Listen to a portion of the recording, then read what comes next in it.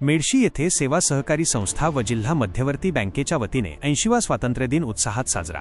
भारतीय स्वातंत्र्याला 79 वर्षे पूर्ण होऊन देश 80व्या वर्षात पदार्पण करत असल्याच्या औचित्याने मेडशी येथील सेवा सहकारी संस्था मर्यादित मेडशी आणि दी अकोला वाशिम जिल्हा मध्यवर्ती सहकारी बँक शाखा मेडशी यांच्या संयुक्त विद्यमाने सामूहिक ध्वजारोहण सोहळा अत्यंत उत्साहात पार पडला।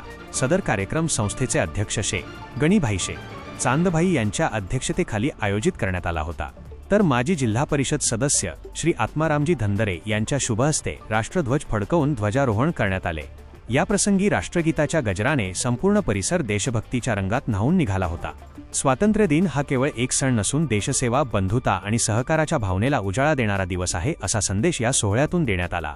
या कार्यक्रमाला संस्थेचे उपाध्यक्ष श्री पुंडलिक कृष्णाजी पांडे, संस्था सदस्य सर्व श्री संजयराव घुगे, नानाभाऊ तायडे, निन्नू गोरे, शिवरामजी शेंडे, गजानन लठाळ, राधा राठोड, विजय राठोड, तंटामुक्त अध्यक्ष ज्ञानदेव साठे, चंद्रकांत साठे यांची प्रमुख उपस्थिती होती।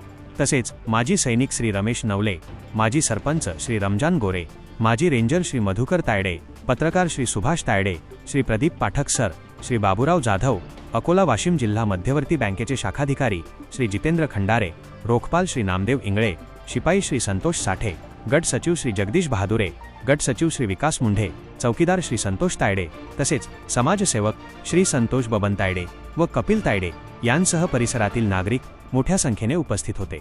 ध्वजारोहणाचा मुख्य सोहळा पार पडल्यानंतर उपस्थितांनी एकमेकांना स्वातंत्र्य दिनाच्या शुभेच्छा दिल्या व भारत माता की जयच्या घोषणेने कार्यक्रमाची सांगता झाली।